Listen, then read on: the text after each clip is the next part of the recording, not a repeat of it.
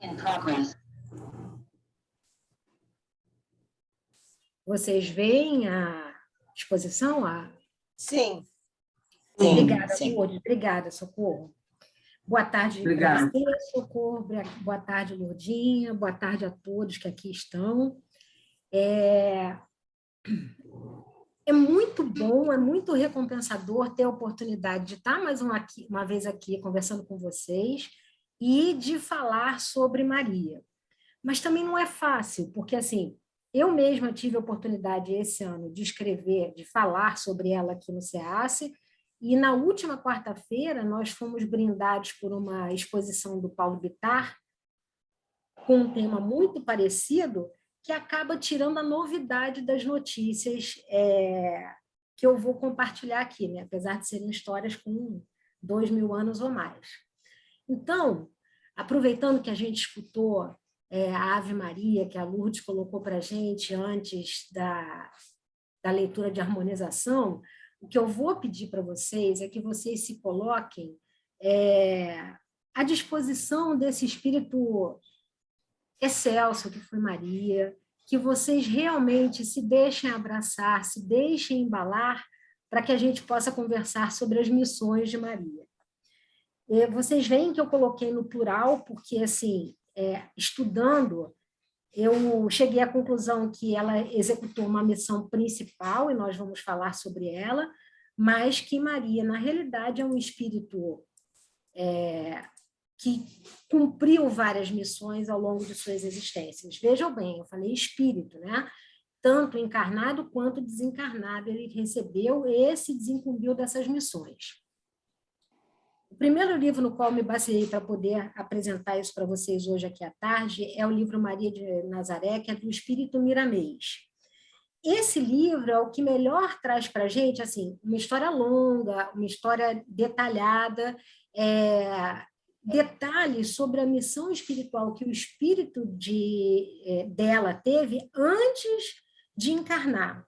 Então, o Miramês vai trazer para a gente a informação de que o espírito de Maria de Nazaré, na realidade, é um conjunto de valores, né?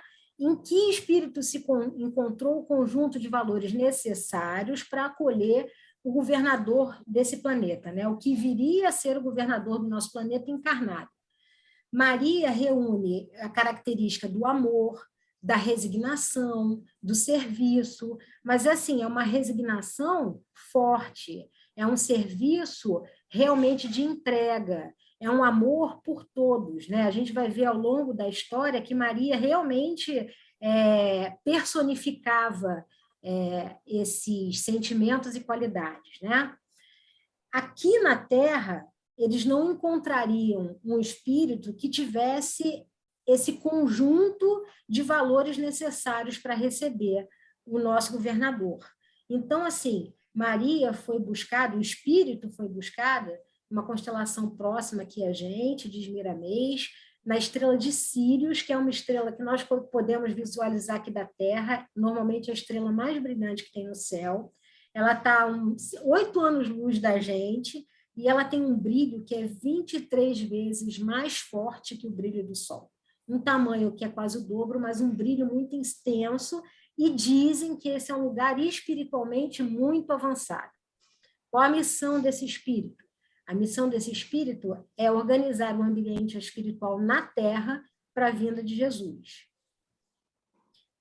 O que esse espírito estrangeiro, quer dizer, fora do planeta Terra, tem que os habitantes, encarnados e desencarnados aqui da Terra, não têm?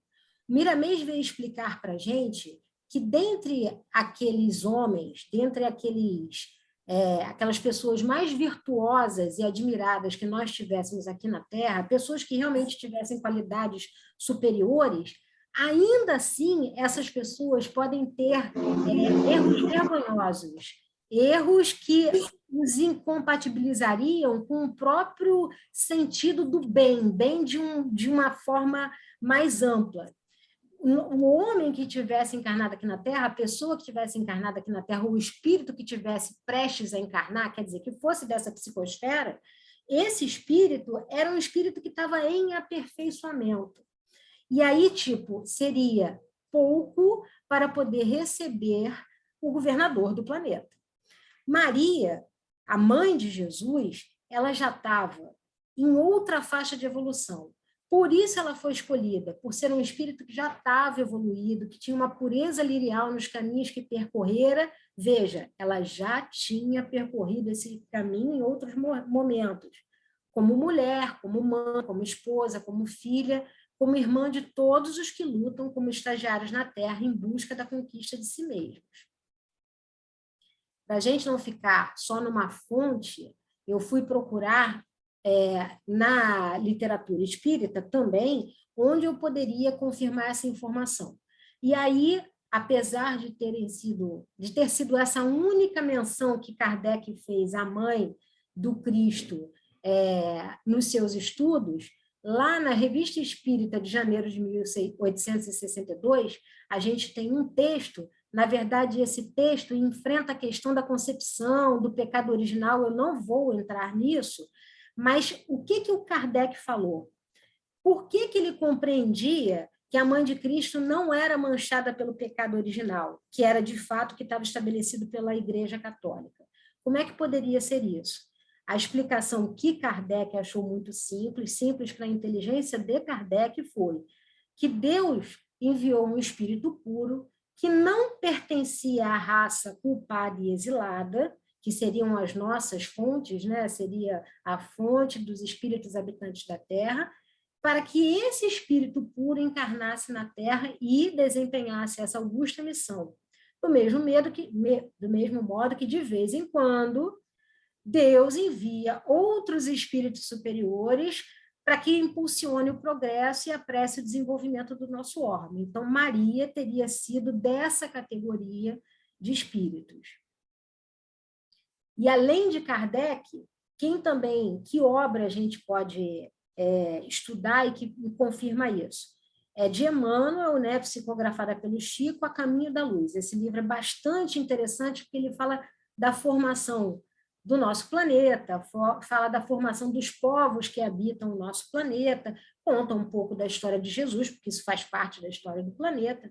Mas, assim, é muito interessante perceber que no capítulo 1º, embora não se fale diretamente de Maria, nós vamos ter a notícia de que, até aquele momento, em 1939, tinham ocorrido 2 reuniões de espíritos puros, espíritos que são responsáveis pelo desenvolvimento do universo. Dentre eles, Jesus, que é responsável o Cristo, que é responsável pelo nosso planeta. A primeira dessas reuniões foi na própria formação, foi quando o planeta foi entregue para Jesus cuidar dele. E a segunda reunião foi por força desse momento de encarnação de Jesus. Considera-se, reputa-se que, assim, 2000 anos antes dele encarnar, isso foi decidido para que esse espírito muito puro tivesse a capacidade de se reduzindo para poder, de novo, entrar na carne. Então, assim, se esse momento foi um momento que fez com que os espíritos responsáveis pela coordenação do universo se reunissem, imagine a importância da escolha do espírito que ia receber Jesus aqui quando ele encarnasse. Depois, avançando o livro, nós vamos ver a continuação dessa história, né? E já é um momento em que Jesus vai se reunir com assembleias espirituais de seus emissários. E por que ele teve que encarnar? Porque era um momento em que não se podia perder a posição espiritual que a Terra já tinha alcançado, mas que ele percebeu que estava fugindo muito da trilha necessária para que a gente pudesse continuar a nossa evolução. O que ele fez? Ele escolhe instrutores, ele escolhe precursores imediatos, e aí a gente vai ter a própria Maria, José, vai ter João Batista, ele escolhe auxiliares, que são os discípulos, ele escolhe, e nesse momento, ele vai preparando, né, o planeta para receber esses espíritos, vejam, antes dele. E é muito interessante porque a gente vai para a história, nós não estamos falando de espiritismo nesse momento, nós estamos falando de história do mundo. E aí, nesse momento, a gente vai ter o mundo conhecido, que era dominado pelo Império Romano. experimentando uma paz, um desenvolvimento que não eram conhecidos até então. E explica-se isso, aí já voltando para o mundo espiritual, na história da humanidade, isso se chama de um período augusto do Império Romano, né? Porque é quando reinava o imperador Augusto. Na espiritualidade, reputa-se que essa tranquilidade no mundo era decorrente da própria proximidade desse grupo de espíritos muito, muito, muito elevado. Então, assim, houve uma tranquilidade no planeta que nunca tinha sido experimentada. Deve ser alguma coisa exatamente contrária ao que nós sentimos hoje. Nós não sentimos essa sensação de que está tudo muito mexido, uma sensação de que as coisas estão se modificando, uma sensação de que nós estamos passando por uma outra fase. Hoje a gente sente isso de uma maneira um pouco negativa por causa desse momento de transição. Naquela época, a aproximação dos espíritos superiores trouxe prosperidade para o planeta, né? E, finalmente, no capítulo 12, de A Caminho da Luz, a gente vai ver uma declaração de Emmanuel dizendo que começava a era definitiva da maioridade espiritual da humanidade terrestre. Debalde, os escritores materialistas de todos os tempos vulgarizariam os grandes acontecimentos, ironizando os altos fenômenos mediúnicos que o precederam, quer dizer, que precederam a vinda de Jesus. As figuras de Simeão, Ana, Isabel, João Batista, José, bem como a personalidade sublimada de Maria, vejam vocês, ele fala de todos os outros espíritos e reconhece a importância deles, mas ele qualifica a personalidade de Maria como um espírito sublimado. Tem sido muitas vezes objeto de observações injustas e maliciosas. Mas a realidade é que somente com a ajuda daqueles mensageiros da Boa Nova, portadores da contribuição de fervor, crença e vida, poderia Jesus lançar na terra os fundamentos da verdade inabalável, porque ele veio trazer para a gente notícias do reino de Deus. Só para fechar com Miramês, nesse livro a gente observa que Maria, no momento imediatamente anterior à reencarnação dela, faz uma prece.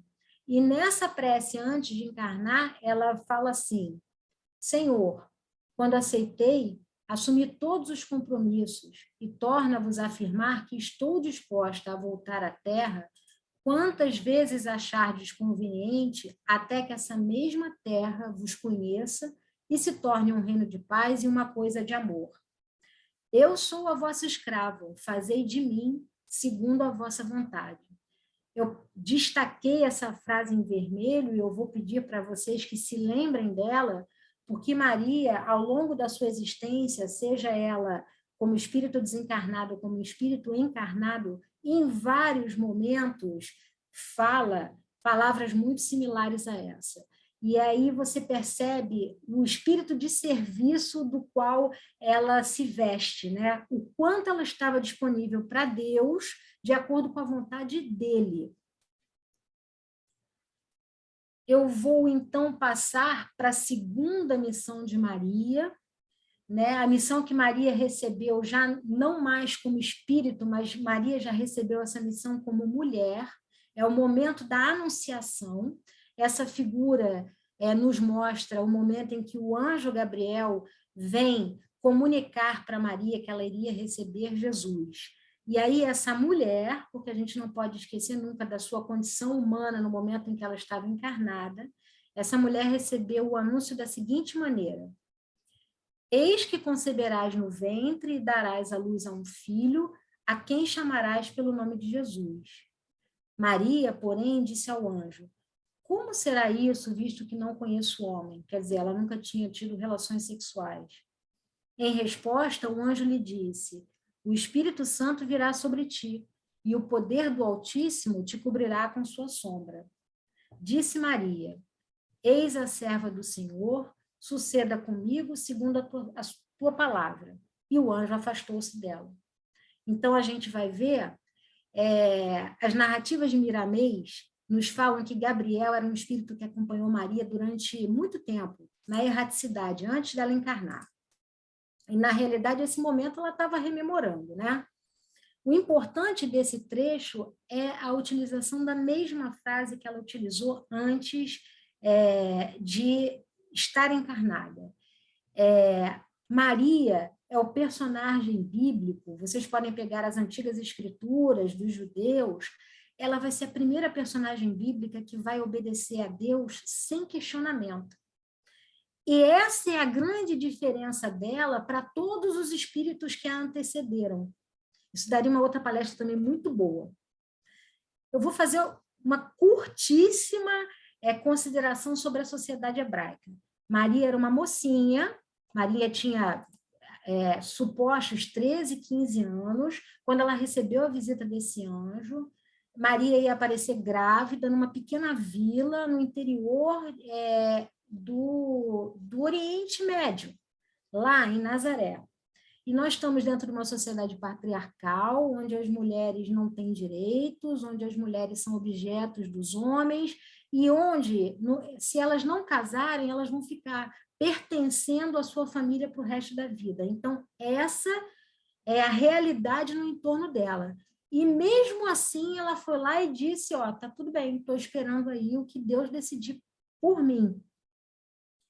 Eu acho que hoje a gente não é capaz de entender a angústia que deve ter ocupado o coração dessa criatura. Mas esse é o grande diferencial dessa mulher. Essa capacidade de receber incumbência e confiar de que as coisas vão funcionar segundo a vontade de Deus. Essa ideia de servilidade do eis aqui a tua serva, faça-se em mim segundo a tua vontade. Ela recebeu a notícia, ela ficou quieta, ela entregou para Deus.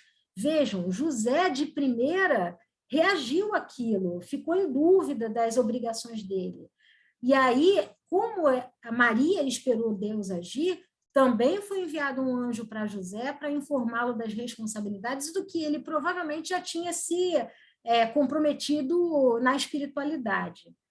Agora, trazendo também para os nossos dias, fica a pergunta: vocês acham que esse espírito superior, esse espírito excelso, nobre, mesmo tendo feito todos esses sacrifícios, teve uma vida simples?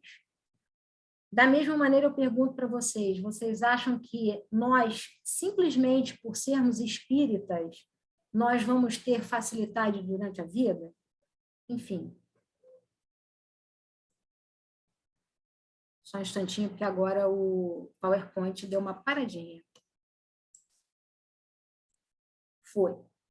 Então, eu passei para vocês, né? Eu falei para vocês sobre a missão de Maria ainda como espírito, falei da primeira missão dela encarnada, que foi receber essa mensagem como mulher já, e eu vou conversar com vocês sobre a terceira missão, que naturalmente é a mais relevante, que foi receber Jesus e ser a mãe do governador do orbe nessa encarnação dela.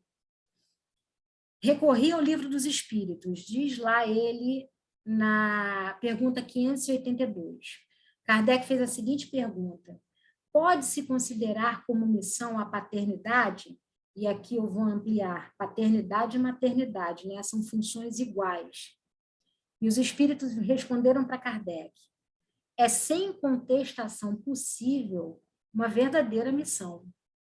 É, ao mesmo tempo, grandíssimo dever e que envolve, mais do que o pensa o homem, sua responsabilidade quanto ao futuro. Deus colocou o filho sob a tutela dos pais, a fim de que estes o dirijam pela senda do bem. Então, essa foi a missão recebida por Maria em relação a Jesus. E na questão 890, Kardec perguntou se seria uma virtude o amor materno ou um sentimento instintivo, comum aos homens e aos animais. E os espíritos respondem que é uma coisa e outra coisa. Primeiro vai ser instintivo, porque aquele bebê aquela criança pequena, limitada em suas ações e em sua defesa, vai precisar dos pais para que eles a protejam de maneira que ela possa crescer. Só que no animal, que age por mero instinto, uma vez que essas dificuldades são superadas, o animal deixa de seguir o filho com aquela proximidade. No homem, nós vamos ver que isso persiste pela vida inteira, e comporta devotamento e uma abnegação, que são virtudes. Na verdade, para o homem, isso se expande para além da vida inteira. Nós vemos a dedicação de mães em relação a filhos que já desencarnaram e vice-versa. Então, a gente realmente reconhece nesse amor uma virtude relevantíssima, né? E aí sim começa a história de Jesus, né? Com o recebimento dele por Maria. A Maria é reconhecida como mãe de todas as mães da Terra, um modelo de mãe.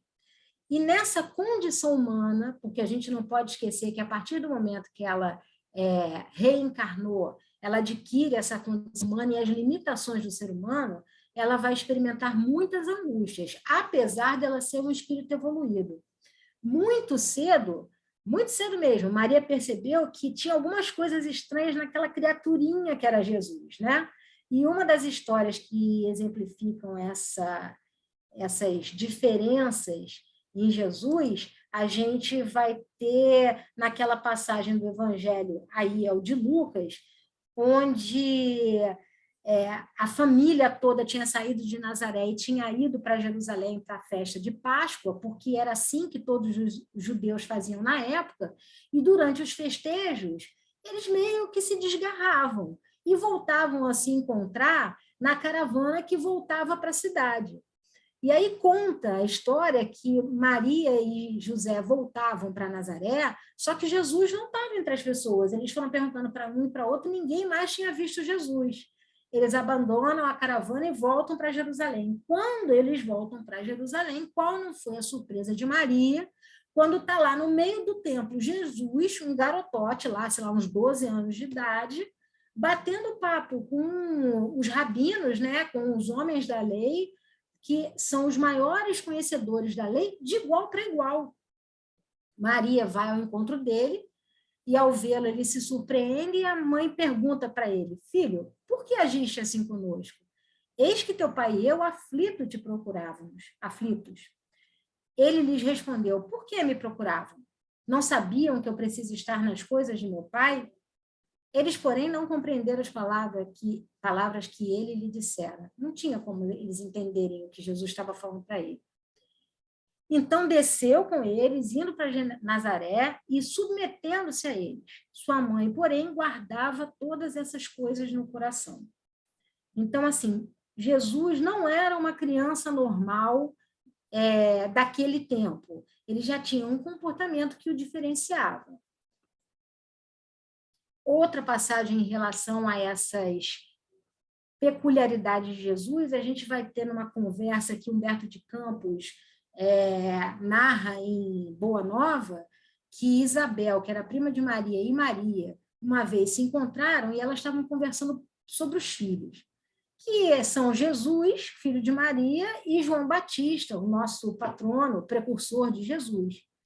E aí Isabel falava que o João Batista tinha uns comportamentos muito diferentes, ele ficava muito tempo refletindo, ele se isolava muito. E Maria fala para Isabel: essas crianças, a meu ver, respondeu-lhe Maria, trazem para a humanidade a luz divina de um caminho novo. Meu filho também é assim, envolvendo meu coração numa atmosfera de constantes cuidados. Fala de sua comunhão com Deus como uma eloquência que nunca encontrei nas observações dos nossos doutores, e constantemente anda a cismar em relação ao seu destino. Quer dizer, ela tinha muita, como mãe, sua mãe, uma mãe humana, ela tinha muita preocupação com as atitudes do Cristo e o que iria acontecer com ele no futuro, né? E aí, desses momentos da juventude de Cristo, logo depois a gente vai ter a notícia de que ele vai trabalhar como carpinteiro com seu pai terreno, que é José.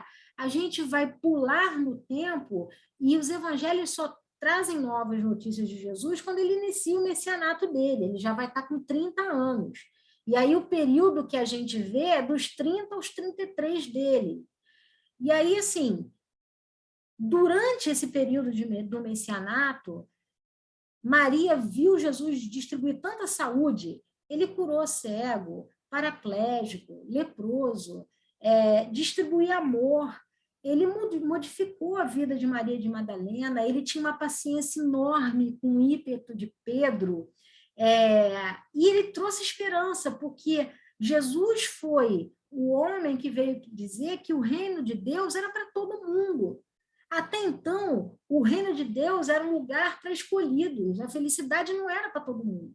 Jesus veio dizer que era para todo mundo, então ele deu esperança para as pessoas.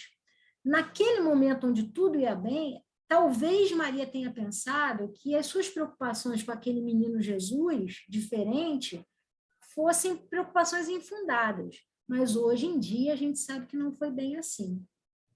E aí a gente já vai encontrar Maria, porque eu estou sempre falando aqui sobre a perspectiva dela. A gente vai encontrar Maria já junto da cruz, agoniada e produzindo dolorosa, um pranto que produzia dolorosa e indelével impressão. Com um pensamento ansioso e torturado, olhos fixos no madeiro das perfídias humanas, a ternura materna regredia ao passado em amarguradas recordações. Ali estava, na hora extrema, o seu filho bem-amado. E o que ela pensava como mãe? As reflexões naturais que eu imagino que qualquer uma teria. Ela ficava pensando de por que Jesus teria merecido tão amargas penas. O que tinha conduzido seu filho à cruz do suplício? Porque ele estava ali, entre dois ladrões. E onde estava todo mundo que ele tinha ajudado, inclusive os seus discípulos? Uma voz amiga lhe falava ao espírito. E aí a gente pode ter certeza que Maria, encarnada, não foi abandonada pelo mundo espiritual. Ela estava sendo inspirada, ela estava sendo amparada, ela estava sendo ajudada. Essas comunicações diziam das determinações insondáveis e justas de Deus, que precisavam ser aceitas para a redenção divina de todas as criaturas. Então, é como se essas vozes estivessem rememorando o compromisso que ela assumiu ainda na espiritualidade. O seu coração rebentava em tempestades de lágrimas irreprimíveis. Contudo, no santuário da consciência, repetia as palavras que ela já tinha dito anteriormente. Faça-se na escrava a vontade do Senhor. Então, ali, aos pés do filho, sendo crucificado, Maria tornou a repetir a frase que marca a sua existência. Ela estava abrindo mão da sua vontade maior, que era ter o filho consigo, para que um bem maior vigorasse. E aí nós chegamos à quarta missão. Sobre isso eu pensei muito recentemente, que teria sido desempenhada por Maria, e eu acho que ela foi precursora nesse sentido, né? Vamos à história. Eu estou ainda com Humberto de Campos, eu estou com Boa Nova. Em meio a algumas mulheres compadecidas, e aí nós vamos ter Maria de Madalena, nós vamos ter a prima de Maria, que também estava ali acompanhando, que acompanhavam o transe dela. Maria reparou que alguém lhe pousara as mãos de leve sobre os ombros. Deparou-se-lhe, ela viu a figura de João, que estendia os braços amorosos e reconhecidos. João foi o único dos discípulos que acompanhou o martírio de Jesus e foi até a crucificação. Maria deixou-se enlaçar pelos discípulos queridos, e ambos, ao pé do madeiro, em gesto súplice, buscaram ansiosamente a luz daqueles olhos misericordiosos no cúmulo dos tormentos. O Cristo replicou com significativo movimento dos olhos vigilantes: Mãe, eis aí o teu filho. E dirigindo-se de modo especial com um leve aceno ao apóstolo, disse: Filho, eis aí a tua mãe.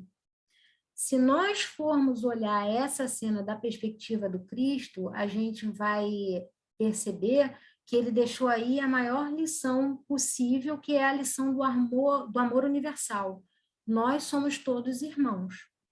Lembre daquela passagem bíblica, quem são meus irmãos, quem é minha mãe? Todos aqueles que amarem a Deus são meus irmãos, são minha mãe. Então, assim, essa é a lição do amor universal. Agora, do ponto de vista de Maria e de João, eles estão criando ali um laço maternal, filial, que não precisou de sangue. E foi isso efetivamente que aconteceu. Maria, depois que Jesus morreu, desencarnou, ainda teve aqueles momentos que nós vemos narrados nos Atos dos Apóstolos, ele ressuscitou, depois foi o tempo dele subir aos céus, ainda tiveram aqueles dias ali no meio do caminho, e depois que Jesus, de fato, em espírito, subiu, os discípulos eles se dispersaram, cada um foi espalhar a boa nova onde ele era de competência, Maria de Madalena também seguiu seu caminho, e Maria, mãe de Jesus, foi para a casa de alguns parentes na Betaneia, que é uma região próxima ali, no norte do Lago de Genezaré. E Maria ficou lá acolhida, mas ela não gostava dela estar meio que entronada. Eles a protegeram de maneira que ela se tornou inacessível às pessoas, como se ela tivesse se tornado membro de uma realeza. E não era isso que ela queria, não era isso que ela imaginava como continuidade do reino de Deus que o filho dela tinha vindo professar. João, por sua vez, seguiu sendo discípulo e foi pregar na região do que é a atual Turquia, né? Éfeso é na atual Turquia. É longe, gente, bastante longe de Jerusalém. Imagina naquela época que você ia caminhando ou ia de burrico. É um sacrifício. João foi lá, João se estabeleceu, conseguiu uma pequena casinha lá, voltou para perguntar a Maria se Maria queria ir morar com ele. E Maria, muito satisfeita, ela o acompanhou e se estabeleceu por lá. Em Éfeso, eles dois estabeleceram um pouso e refúgio aos desamparados. Olha aí o serviço de atendimento fraterno, onde ensinariam as verdades do Evangelho a todos os espíritos de boa vontade. E, como mãe e filho, iniciaram uma nova era de amor na comunidade universal. A casa de João se transformou num ponto de assembleias adoráveis, onde as recordações do Messias eram cultuadas por espíritos humildes e sinceros. Maria externava suas lembranças, falava dele com maternal enternecimento, enquanto o apóstolo comentava as verdades evangélicas, apreciando os ensinos recebidos. Decorridos alguns meses, grandes fileiras de necessitados acorriam ao sítio singelo e generoso. E aí, a choupana, né, essa casinha humilde onde eles se estabeleceram, ficou conhecida pelo nome de Casa da Santíssima, porque era onde ela ficava. E isso foi decorrente de um miserável leproso que, depois de ter sido curado, né, aliviado das suas chagas, beijou as mãos de Maria e murmurou: Senhora, sois a mãe de nosso Mestre e nossa Mãe Santíssima. Para Maria, ela continuou trabalhando assim até a velhice, recebendo esses necessitados, esses desamparados e dando conforto espiritual, às vezes até material para eles também.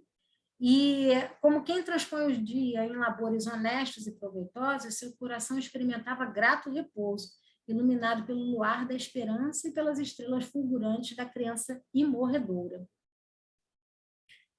E aí nós passamos pela quinta missão de Maria, né? No momento do retorno à pátria espiritual e o surgimento desse hábito da gente entoar cantos em atividades religiosas, não importa que religião, tá? Só para trazer um pouquinho de história para vocês, sabe-se hoje que o desencarne de Maria aconteceu mais ou menos no mesmo momento da história em que se intensificou a perseguição aos cristãos. E isso é por volta de 50, 70 depois de Cristo. Como nós podemos saber disso? Além dos livros de história, Paulo e Estevão também conta essas passagens. Humberto de Campos, estou levando vocês de novo para Éfeso, depois de vocês saberem essa informação. Elevada em suas meditações, Maria viu se aproximar o vulto de um pedinte. Minha mãe, exclamou o recém-chegado, como tantos outros que recorriam ao seu carinho. Venho te fazer companhia e receber a tua bênção. Era um final de tarde, Maria estava na sua casa, recebeu esse pedinte e eles começaram a conversar. Como vocês podem reparar na frase, ele veio, como muitos outros, mas ele veio propondo companhia, ele veio propondo escutar. Normalmente é o contrário, as pessoas chegavam perto de Maria para serem escutadas. E Maria começou a experimentar uma sensação de bem-estar muito grande de estar com aquele pedinte, naquela troca, naquela conversa. De repente, esse pedinte, esse hóspede anônimo, estendeu as mãos generosas e lhe falou com um profundo acento de amor. Minha mãe, venha aos meus braços. E nesse instante, aí é que Maria foi prestar atenção de quem era aquele pedinte que se apresentou para ela. Ela fitou as mãos nobres que se lhe ofereciam num gesto da mais bela ternura. Tomada de uma comoção profunda, ela viu naquelas mãos 2 chagas, como as que seu filho revelava na cruz. E instintivamente, dirigindo o olhar ansioso para os pés do peregrino amigo, divisou também aí as úlceras causadas pelos cravos do suplício. Não pôde mais. Compreendendo finalmente a visita amorosa que Deus lhe enviava ao coração, bradou com infinita alegria: meu filho, as úlceras que te fizeram. E precipitando-se para ele, como uma mãe carinhosa e desvelada, vejam bem, num gesto muito humano, num gesto muito de mãe para filhos encarnados, nós aí estamos falando também dessa relação, não só da espiritual, ela quis se certificar tocando a ferida que foi lhe produzida pelo último lançaço perto do coração. Não conseguiu dominar sua intensa alegria. No ímpeto de amor, fez um movimento para se ajoelhar. Queria abraçar-se aos pés do seu Jesus e osculá-los, beijá-los com ternura. Ele, porém, levantando-a, cercado de um halo de luz celestial, se lhe ajoelhou aos pés e, beijando-lhe as mãos, disse em carinhoso transporte: sim, minha mãe, sou eu. Venho buscar-te, pois meu Pai quer que sejas no meu reino a rainha dos anjos. Eu vou parar aqui só um instantinho para pedir que vocês reflitam a respeito do seguinte: o espírito mais puro que já encarnou nesse orbe se ajoelhou diante do espírito de Maria. Vocês vejam a nobreza, vocês vejam a excessitude, vocês vejam a pureza desse espírito. E a paciência, a resiliência, a resignação, porque todas as vezes ela se colocou como serva do Senhor, sempre que chamada ela se colocou como serva do Senhor. E Deus a chama por Jesus para comunicar que ela seria uma rainha no reino dele. Então, assim, é dessa passagem, é dessas coisas que a gente tem que lembrar sempre que a gente pensa em Maria. E ainda, depois desse encontro, Maria entrou em um certo êxtase, ela não morreu imediatamente, ela não desencarnou imediatamente, desencarnou nas horas que se seguiram.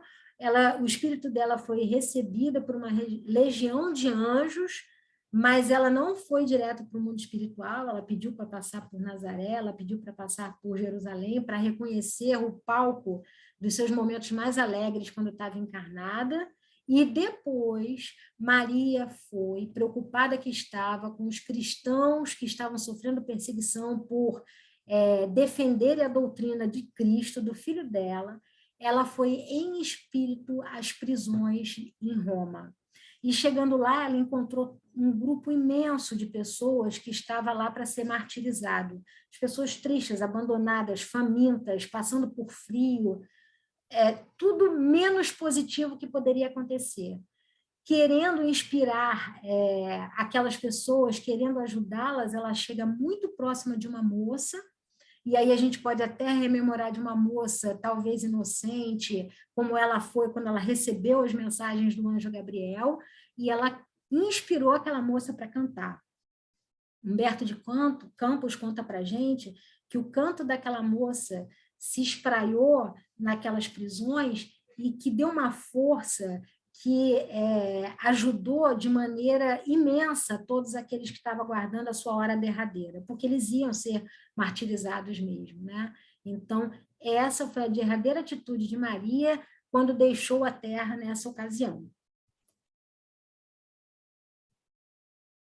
E aí, a gente vai para a última missão dela, que eu conheço e que eu posso reportar, né? Porque, assim, se fôssemos nós, espíritos atrasadinhos como nós somos, ou então espíritos a caminho da perfeição, digamos assim, que eu acho que fica melhor, nós, depois de termos feito tudo isso, nós, depois de termos nos predisposto a tudo isso, a gente ia chegar lá e a gente ia pedir um descanso, né? Só que Maria não é desses espíritos, né? Ela é de outra categoria mesmo. Quando Maria teve a oportunidade de escolher, ela resolveu se ocupar dos suicidas. E aí a gente vai ter essa missão nobre que ela puxou para ela na espiritualidade depois de desencarnada da missão de receber o Cristo. Quem traz essas notícias para a gente é o espírito de Camilo Castelo Branco, em psicografia da Ivone do Amaral Pereira, e são memórias consolidadas no livro Memórias de um Suicida, né?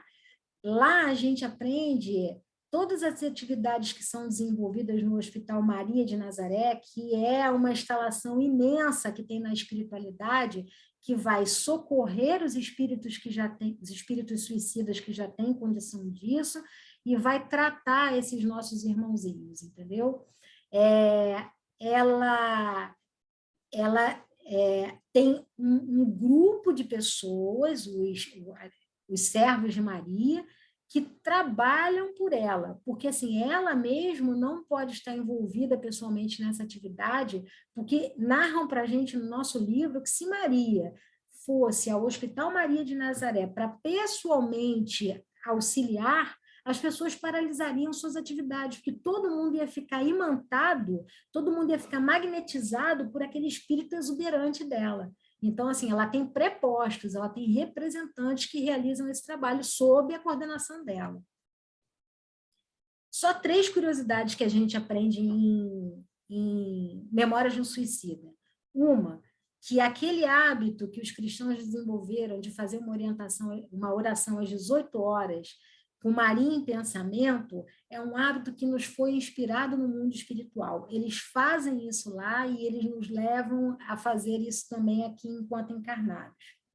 2, existem situações em que Maria intercede diretamente, né? Não é que ela, como espírito, vá atuar, mas ela pede que os seus representantes, ela pede que seus prepostos tomem determinadas providências.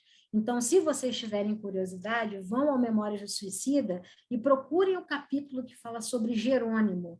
E aí vai falar da situação de Jerônimo e da sua filha Margaridinha, que foi auxiliada por Maria de Nazaré. E um terceiro fato de Memórias do Suicida que é bastante interessante é a gente saber que um espírito suicida, quando ele reencarna, ele continua sendo atendido pelos técnicos lá do Hospital Maria de Nazaré, ele é acompanhado e quando ele desencarna novamente, ele volta para o Hospital Maria de Nazaré para continuar o seu tratamento. Então, nós vemos aí o cuidado sublime que ela tem com essas pessoas, que são as pessoas mais necessitadas, são os espíritos mais necessitados que nós temos no orbe. Para fechar, vou falar de uma curiosidade, que é o quadro de Maria de Nazaré, porque Chico Xavier tinha muita curiosidade para saber como seriam as feições de Maria, ele era muito devoto de Maria. Então, ele percebeu que em Memórias do Suicida tinha um trechinho da narrativa que dizia que tinha uma tela lá no Hospital Maria de Nazaré, com fascinantes cores, luminosa e como animada de vida e inteligência, despertou nossa atenção tão logo transpusemos os acolhedores umbrais. Era um quadro da Virgem de Nazaré, algo semelhante ao célebre painel de Murilo, que eu tão bem conhecia, mas sublimado por virtuosidades inexistentes entre os gênios da pintura na Terra. Essa é a narrativa do Camilo Castelo Branco.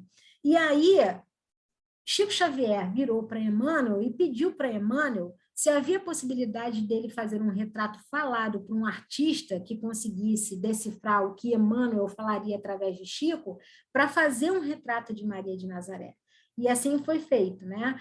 Emmanuel pediu autorização, Chico deu passividade para ele diante de um retratista que sabia fazer retratos falados, e aí foi produzida essa imagem de Maria de Nazaré, que é uma imagem que a gente vê em muitos centros espíritas, quando a gente está estudando espiritismo também. Essas são as feições conhecidas de Maria, pela descrição que tem em Memórias de um Suicida. Para fechar, Maria foi o espírito que auxiliou diretamente no resgate de Judas, que depois de ter, aspas, traído Jesus, não aguentando a dor dessa traição, se suicidou.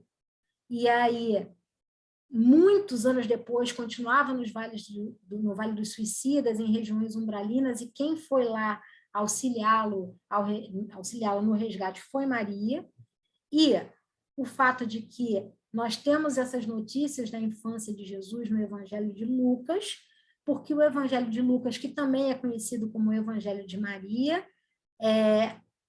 foi feito a partir de anotações de Paulo, o Paulo de Paulo e Estevão, o Paulo que era Saulo, que colheu essas histórias da própria Maria de Nazaré.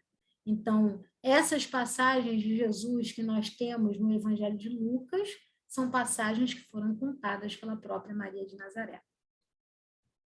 E a mensagem que Maria deu para Chico Xavier, e que eu acho que deve ser uma mensagem que a gente deva trazer nas nossas mentes diuturnamente, é que tudo passa. Chico, uma vez envolvido num problema pessoal dele, muito severo, pediu para Emmanuel para ter um minutinho, um dedinho de prosa com Maria. Chico foi ao mundo espiritual e muito tempo depois voltou com a resposta para Chico, né? Chico perguntou, e aí, Emmanuel, eu vou poder conversar com ela? Aí o Emmanuel disse que não dava, mas que Maria tinha mandado um recado para ele. Maria tinha pedido para que Emmanuel dissesse para Chico que tudo passa, e aquilo que ele estava experimentando, que estava trazendo dor para ele, também iria passar. Né? Então, eu acho que esse tudo passa é de uma sabedoria ímpar. Meus caros, isso é o resultado dos meus estudos e o que eu vim dividir com vocês na tarde de hoje. E eu desejo para vocês todos uma semana de muita paz, uma paz como essa paz do Cristo, uma paz operosa, uma paz que traga mudanças para esse mundo. Tá bem?